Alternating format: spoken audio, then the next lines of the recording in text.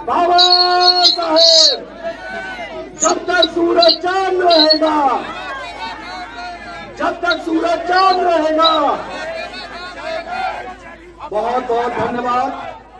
जिस पल का, जिस क्षण का हमें इंतजार था, हमारे भारत के सबसे बड़े सूबे उत्तर प्रदेश के बहुत ही यशस्वी मुख्यमंत्री आदरणीय योगी आदित्यनाथ जी हमारे बीच में आ चुके हैं।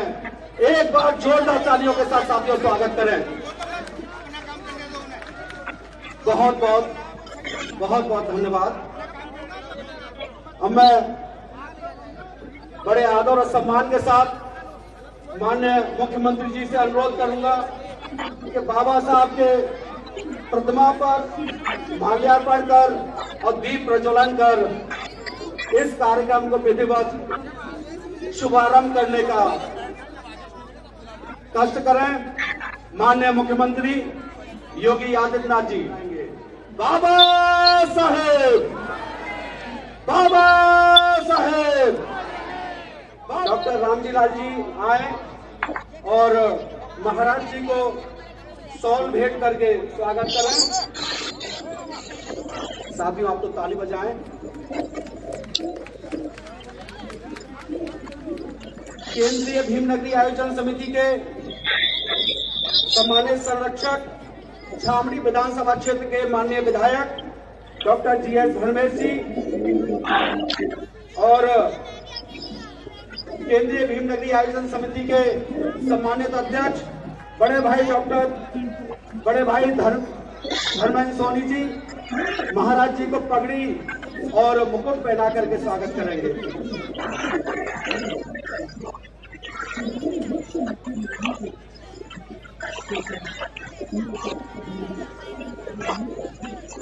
अब मैं अनुरोध करना चाहूंगा भाई श्याम जलाली जी जो महामंत्री है केंद्रीय भीमनगरी आयोजन समिति के, और विजय करदम जी क्षेत्रीय भीमनगरी आयोजन समिति के अध्यक्ष हैं, और इंजीनियर महेश चंद्रा जी, आप माननीय मुख्यमंत्री जी को बाबा साहब का एक प्रतीक चिन्ह भेंट करके स्वागत करेंगे। बाबा साहेब, बाबा साहेब, बाबा साहेब। बहुत बहुत धन्यवाद। और भीमनगरी आयोजन समिति कमेटी की तरफ से उनका बार बार अभिनंदन करता हूँ, स्वागत करता हूँ और वंदन करता हूँ। जय सज्जनों, बाबा साहब के अनुयायियों और समर्थकों, सबसे पहले मैं परम पूज्य बहुत भारत रत्न बाबा साहब भीमराव अम्बेडकर जी के चरणों में पूरी आगरा लोकसभा की तरफ से हम श्रद्धा सुमन अर्पित करते हैं।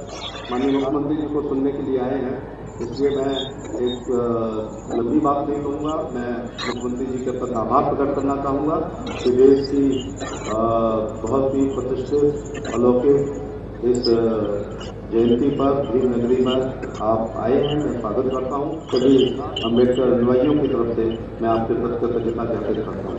ऐसे बाबा साहब जैसे लोग युगों में पैदा होते हैं और जब उनकी असामयिक मृत्यु हुई है तो देश की राजनीति के केंद्र बिंदु वो थे। लोग आरपीआई की तरफ ध्यान दे रहे थे। एक शेर कह के मैं अपनी बात समाप्त करता हूँ कि बड़े शौक से सुन रहा था जमाना, तो भी सो गए दास्तान कहते कहते। जय भीम, जय भारत। मैं माननीय मुख्यमंत्री का पुनः अभिनंदन वंदन करते हुए उनको सीधे आमंत्रित करता हूं कि वो आए और हम सब लोगों का मार्गदर्शन करने की कृपा करें।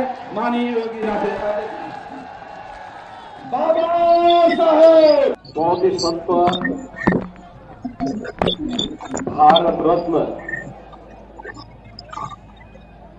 बाबा साहब डॉक्टर भीमराव अम्बेडकर जी के पावन जयंती के अवसर पर आगरा की इस ऐतिहासिक भीमनगरी में आयोजित जयंती समारोह कार्यक्रम में मंच पर उपस्थित सभी सम्मानित हमारे पदाधिकारीगण और भीमनगरी के इस ऐतिहासिक कार्यक्रम में उपस्थित सभी बहनों और भाइयों, भारत माता के महान सपूत भारत रत्न बाबा साहब डॉक्टर भीमराव अंबेडकर जी की पावन स्मृतियों को नमन करते हुए इस पूरे कार्यक्रम को इतनी भव्यता के साथ आयोजित करने के लिए मैं आप सभी आगरा के निवासियों का हृदय से अभिनंदन करता हूं, स्वागत करता हूं। भाइयों, बाबा साहब हमारे लिए एक प्रेरणा है, वे युग प्रवर्तक है।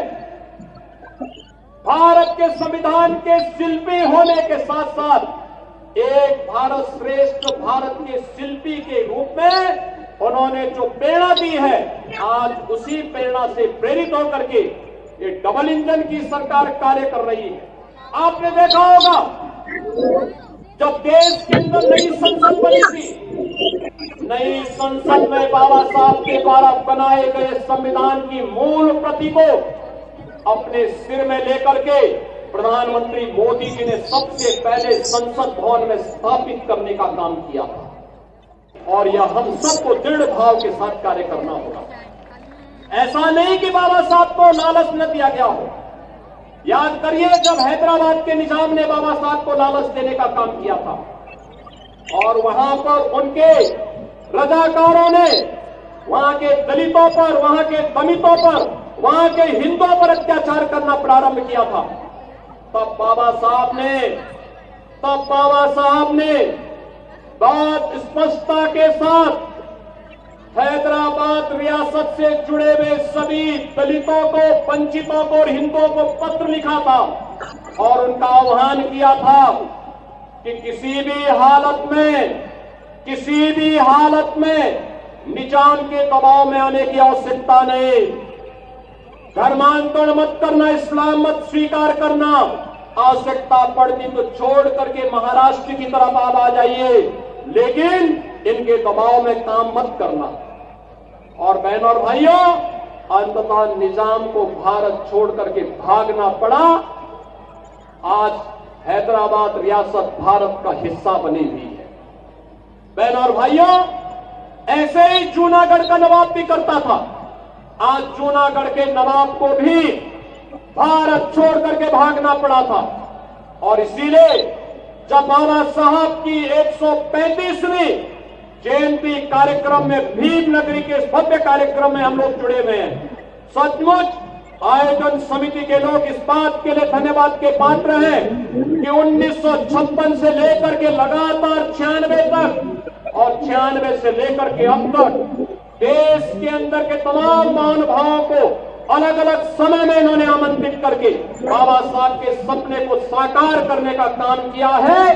आज के इस अवसर पर एक बार फिर से मैं आप सभी के प्रति अपनी शुभकामनाएं देता हूं और विश्वास करता हूं कि बाबा साहब के इन सपनों को साकार करने के लिए आप सभी प्राणपण से जुटेंगे। आप सब मेरे साथ बोलेंगे, भारत माता की। दोनों हाथ ला करके बोलेंगे, भारत माता की, भारत माता की। बाबा साहब, बाबा साहब, बाबा साहब, वंदे वंदे वंदे। कृपया लाइक और सब्सक्राइब कीजिए। आप देख रहे हैं जियो 9 न्यूज़।